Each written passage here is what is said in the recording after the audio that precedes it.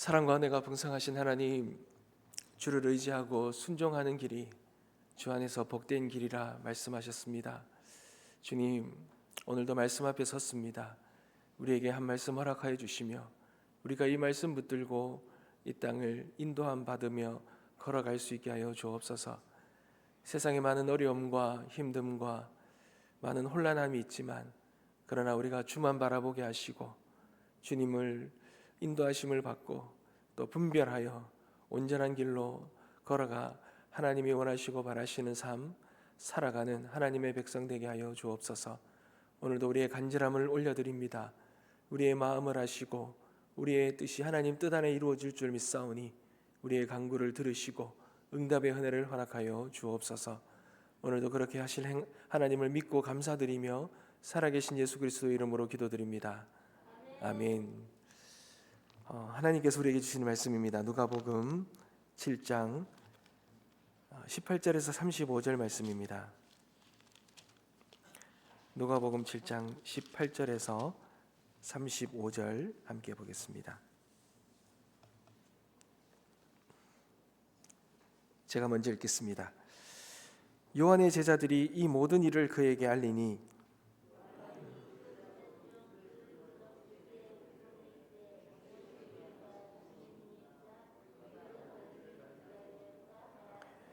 그들이 예수께 나아가 이르되 세례 요한이 우리를 보내어 당신께 여쭈어 보라고 하기를 오실 그이가 당신이오니까 우리가 다른 일을 기다리오니까 하더이다 하니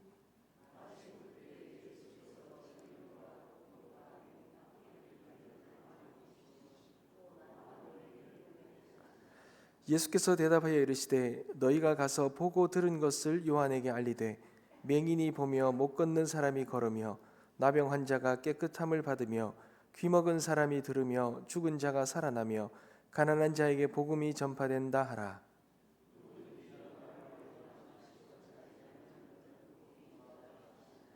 요한이 보낸 자가 떠난 후에 예수께서 무리에게 요한에 대하여 말씀하시되 너희가 무엇을 보려고 광야에 나갔더냐? 바람에 흔들리는 갈대냐?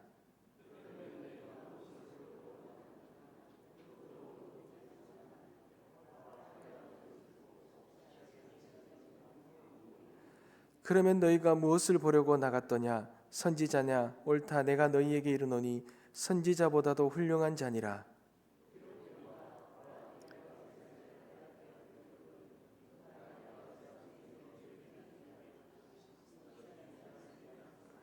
내가 너희에게 말하노니 여자가 낳은 자 중에 요한보다 큰 자가 없도다. 그러나 하나님의 나라에서는 극히 작은 자라도 그보다 크니라 하시니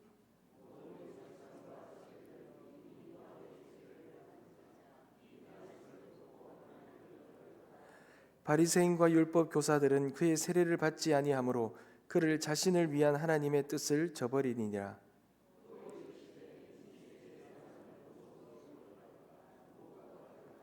비유하건대 아이들이 장터에 앉아 서로 불러 이르되 우리가 너희를 향하여 피리를 불어도 너희가 춤추지 않고 우리가 곡하여도 너희가 울지 아니하였다 함과 같도다.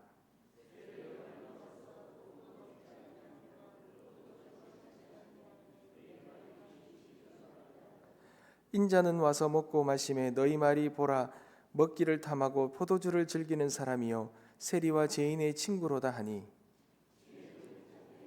모든 자녀와 인하여 옳다함을 얻느니라.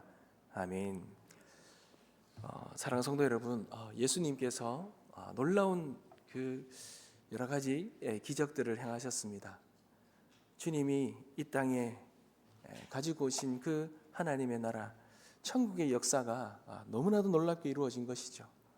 그것을 본 제자들이 세례 요한의 제자들이 세례 요한에 가서 예수님이 행하신 모든 일들을 다 아뢰었습니다. 세례 요한은 그가 메시아를 예비하는 그러한 자였기에 메시아가 이 땅에 와서 어떤 일들을 행하실 것인가에 대한 것을 너무나 잘 알고 있었습니다. 그리고 예수님이 또 행하신 그 일들을 보면서 그 예수님에 대한 그 메시아가 예수님이다라는 그러한 생각을 당연히 가질 수 있었겠죠. 근데 그럼에도 불구하고 오늘 본문을 보면 세례 요한의 생각 속에 이 예수님에 대한 의문을 떨치지 못하는 부분을 봅니다. 장면을 볼 수 있습니다. 세례 요한이 왜 예수님이 메시아로 이 땅에 오신지, 그가 예비하러 그 부름을 받았음에도 불구하고 왜 확신이 안 들었을까요? 왜 의심이 들었을까요? 사랑하는 성도 여러분, 우리가 신앙생활을 하다 보면 참 의심이 들 때가 있습니다. 여러분, 우리가 믿음대로 살아간다고 하지만, 주님을 믿는다고 하지만 왜 우리가 의심이 듭니까? 믿음을 바라보다가 우리의 상황이 어려워질 때거나 아니면 우리가 살아가는 이 현실이 무언가 악하거나 잘못되었을 때, 그래서 하나님의 역사가 잘 느껴지지 않을 때 우리는 의심할 때가 있죠. 이 믿음이 흔들릴 때가 있습니다. 여러분, 요한도 마찬가지입니다. 자신이 이 죽을 날이 가까웠습니다. 그는 이제 갇혀서 거의 이제 죽을 날이 가까워왔죠. 근데 만약에 예수님이 메시아가 아니라면요, 너무나 허망해지지 않겠습니까? 그는 그렇게 부름받아서 그의 사명을 감당했는데 이 상황이 어떻게 보면 그에게 너무 절망스러운 거죠. 또한 하나는 메시아가 이 땅에 오면 세상이 완전히 바뀔 거라 생각했습니다. 이 땅에 메시아로 오신 분이 이 땅을 심판하고 이 불의한 이 헤롯의 정권을 바로 잡을 것 같고, 옥에 갇힌 자신을 그냥 두시지 않을 것 같고, 뭔가 뒤집어 엎으실 것 같은데 그런 일들이 전혀 일어나지 않으니 여러분, 세례 요한도 의심이 든 것입니다. 사랑하는 성도 여러분, 우리가 믿음 생활을 하다 보면 우리의 눈앞에 놓여 있는 이 현실이 우리의 믿음을 가로막을 때가 참 많습니다. 이 현실이 우리가 믿음을 가지는데 방해거리가 될 때가 너무 많다라는 거죠. 우리의 상황이 어려워지고 우리가 사는 시대가 더 힘들어지고, 하나님이 정말 우리에게 약속하신 것들이 이루어질까? 이루어지고 있는가? 과연 정말 이루어질까? 라는 의심이 든다라는 거죠. 사랑하는 성도 여러분, 그럴 때에도 우리는 속단하지 말아야 합니다. 하나님의 때와 우리의 때는 다릅니다. 하나님의 진도와 우리의 진도가 다르고 하나님의 시간표와 우리의 시간표가 다릅니다.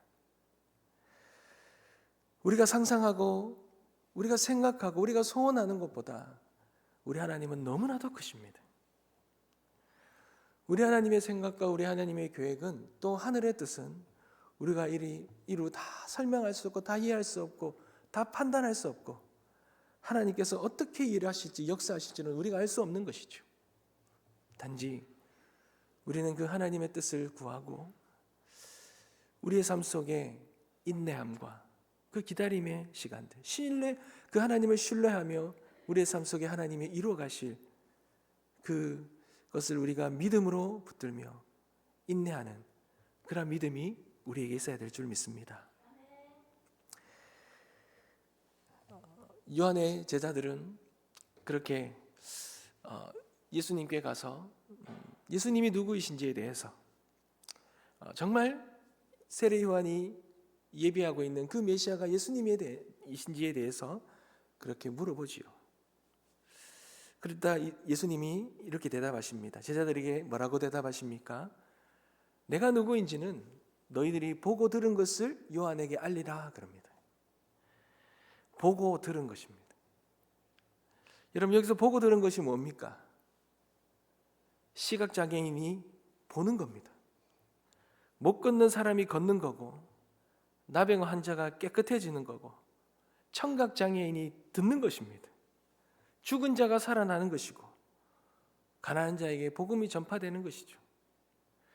여러분, 이것은 이사야서 61장에 나오는 이 땅에 온 메시아가 행하는 그 놀라운 역사들, 그 예언이 성취되는 모습입니다.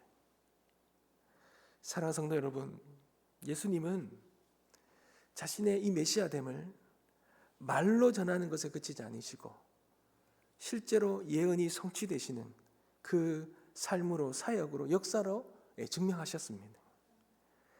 사랑하는 성도 여러분, 신앙은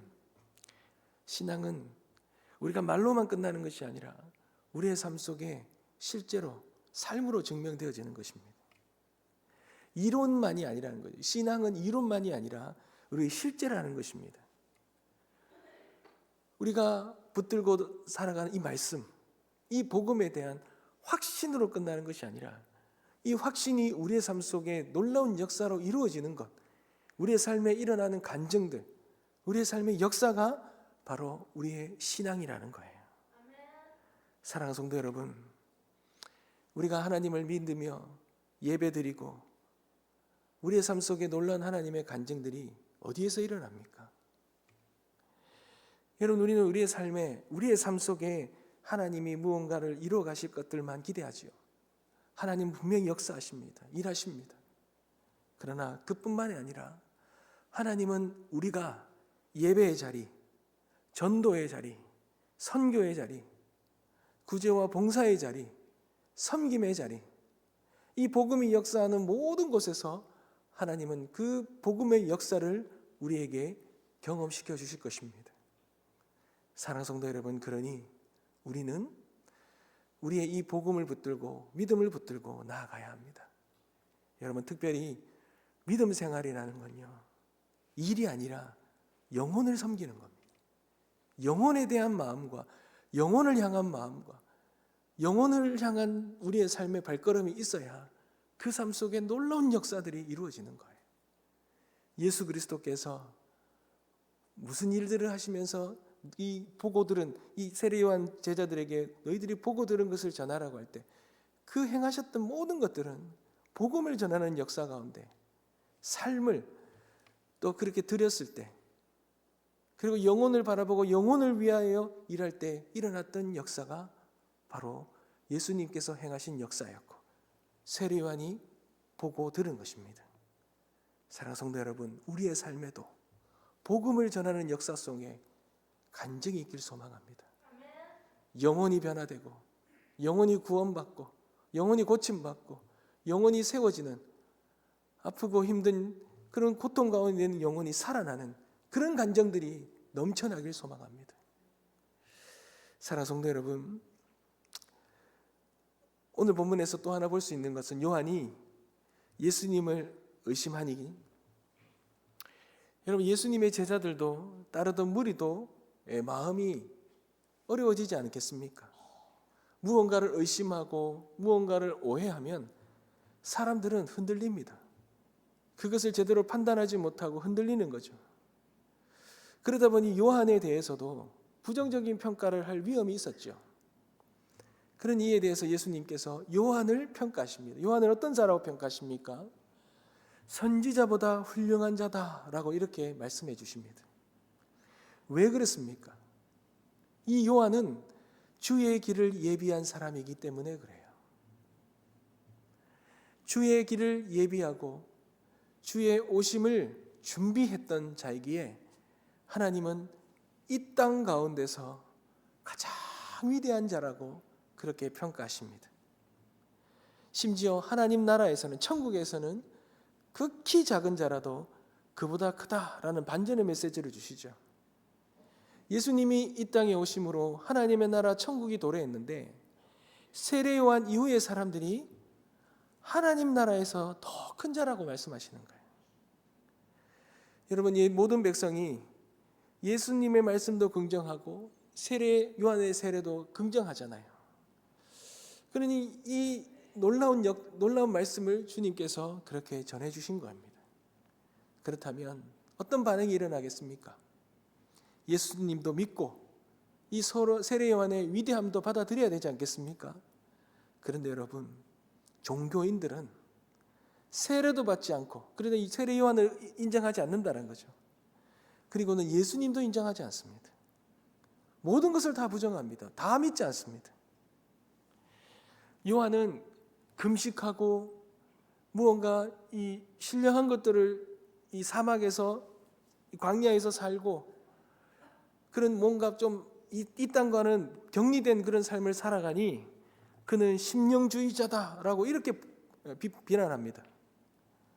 반대로 예수님은 이 땅에 오셔서 먹고 마신다, 오히려 사람들과 먹고 마시고 음식을 탐하는 자다, 이렇게 비판합니다. 그러면 어떤 자가 온전한 자이겠습니까? 그들은 아무것도 어떤 진리가 오더라도 인정하지 않습니다. 모든 것을 다 부정해 버리잖아요. 그러니 이 종교자들이야말로 지혜가 없는 자들이죠. 여러분, 오늘 말씀해 보면 이 지혜라는 말이 나오죠. 35절에 지혜가 나옵니다. 여러분, 지혜는 어떤 자입니까? 지혜는 하늘의 뜻을 분별하는 자입니다. 하늘과 소통하는 자입니다. 하늘에서 피리를 불면 춤추고 하늘에서 곡하면 함께 우는 자입니다. 지혜가 없는 자는 나의 지혜로 나의 잣대로 하나님을 판단하지만 참된 지혜자는 하나님의 기준으로 하늘의 뜻을 따라서 살아가고 춤추고 곡하는 자가 참된 지혜자이죠. 왜 그렇습니까? 지혜는 하늘로부터 임하기 때문에 그렇습니다. 이 세상의 공부로 되는 것이 아니라 하늘로부터 내려오는 그 지혜, 은혜와 하나님의 그 놀라운 성령의 역사가 있어야지만 분별하게 되는 것이죠. 여호와를 경외하는 것이 지식의 근본임을 우리는 온전히 깨달아야 하고, 하나님이 주시는 이 놀라운 지혜로 우리의 삶 속에 일어나는 하나님의 뜻을 분별하고 하나님께서 원하시고 바라시는 것들을 우리가 이루어가고 주님의 그 참된 믿음과 그 참된 것을 붙들고 이 땅 가운데 끝까지 믿음의 삶을 인내하며 살아가는 그런 하나님의 지혜로운 백성 우리 모두가 되시길 주님의 이름으로 축복합니다. 기도하겠습니다.